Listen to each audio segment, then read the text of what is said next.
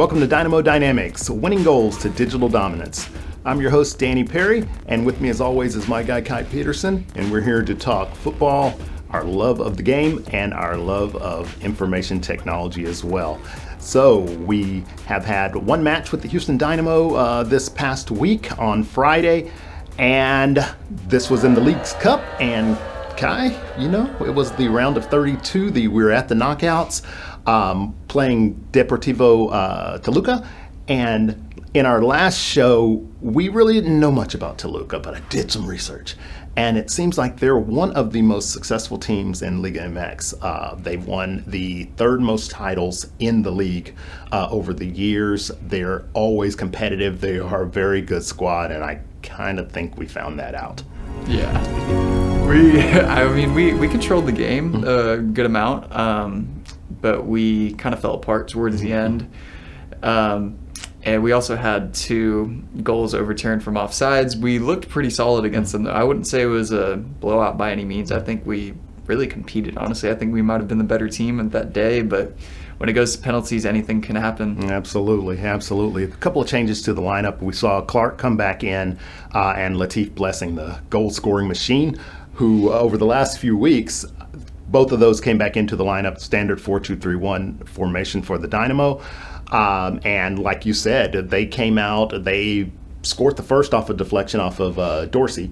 And so down 1-0, but we come storming right back, and a really great goal. Spectacular goal from Ezekiel Ponce. And the control, he just volleys it to himself and has the control. Twice. Inside the box with defenders around him and puts it away. That's well composed. Absolutely. Very much so. Absolutely. So tie it up and come back after halftime. The Dynamo come out after the half storming. And should have went up literally. I skipped right over our second goal, which was before the half, but with Mikael, the tap in from the assist from help me out here. It was Escobar. From Escobar, and it's a nice team goal. We go into 1, and it looks like this is looking good from a stats perspective. We're getting a lot of shots on goal. Possession was basically even.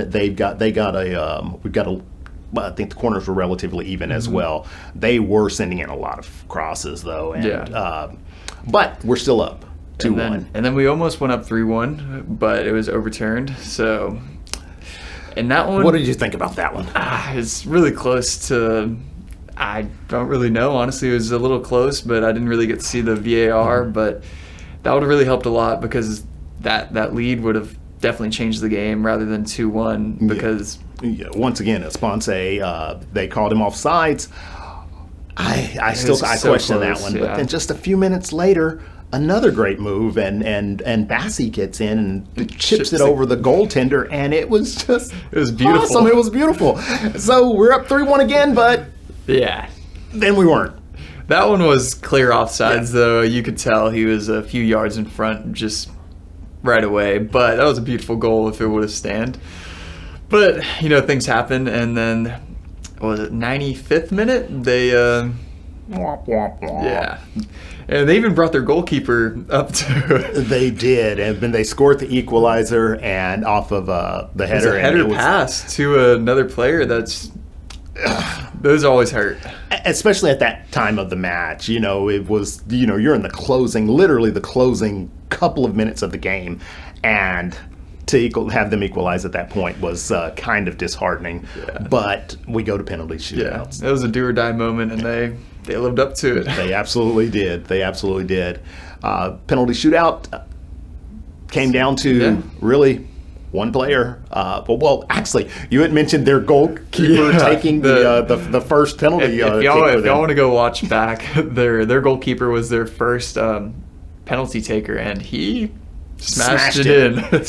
Beautiful pen, and did his job. I thought it was funny. He scores it, and then he goes and just kind of says something to our goalkeeper, and I was just like, wow, like, that must feel good. Can you do that? The confidence like their team just must have in that goalkeeper, though, because you don't really see, especially first, you don't ever see that really. Yeah, usually the goalkeeper is the last penalty taker. Maybe like 7th or 8th in the rotation, but never first. Yeah. Well, he set the tone, and we matched that energy and until our 4th penalty. Yeah.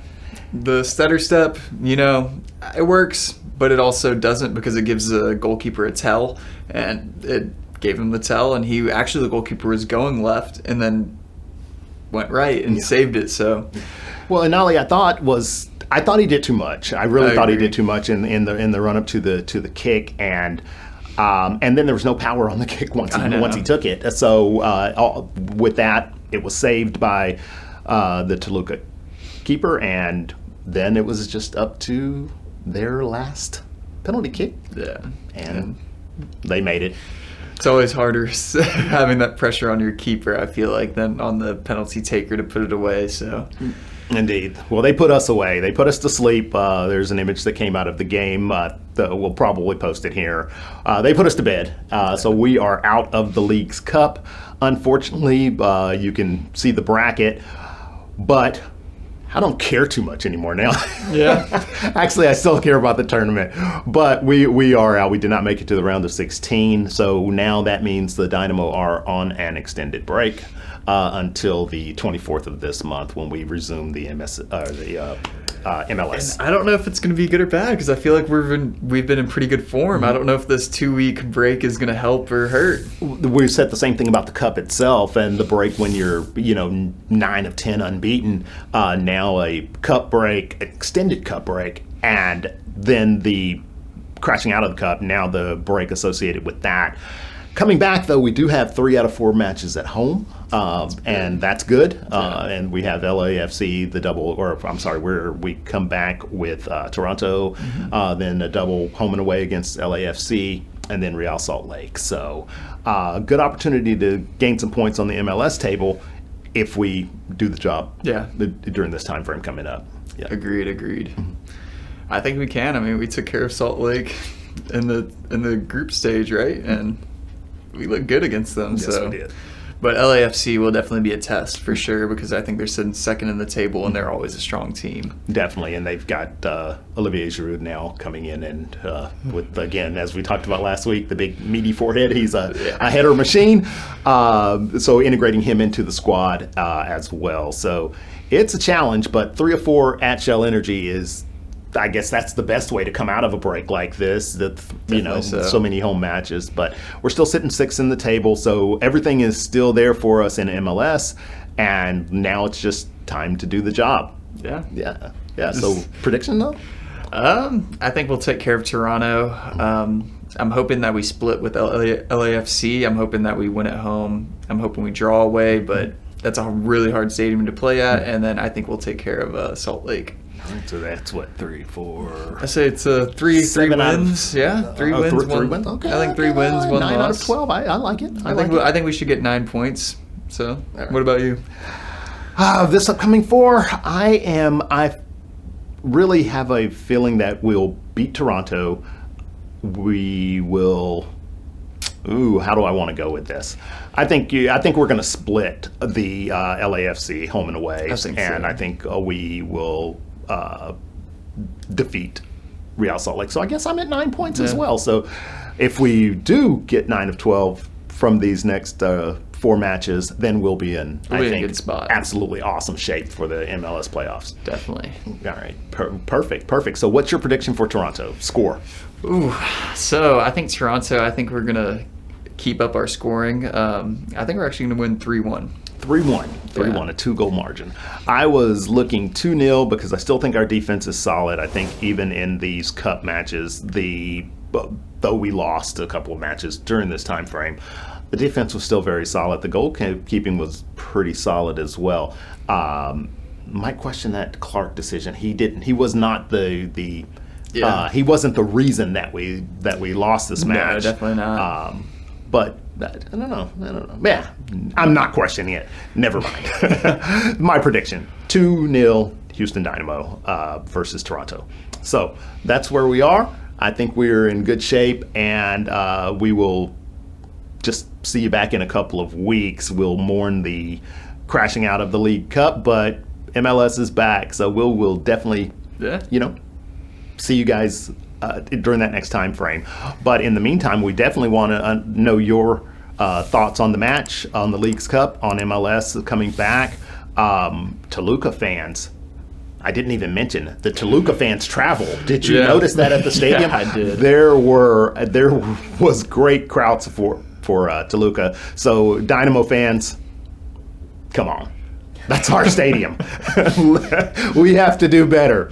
But plaudits to them. They were great, and everything upcoming is still there for us. So I think we'll be back earlier than a few weeks because we got Premier League starting up, and so we may want to sneak in another episode and just kind of keep everyone up to date with the League's Cup, just to give more updates on MLS. But regardless, like and follow us on our socials, and let us know what y'all thought about the game and y'all's predictions for next upcoming games. All right. Well, we thank you all for joining us. As Kai said, hit us on the socials, let us know what you think, and we will look forward to seeing you on the next episode of Dynamo Dynamics. Thanks for watching.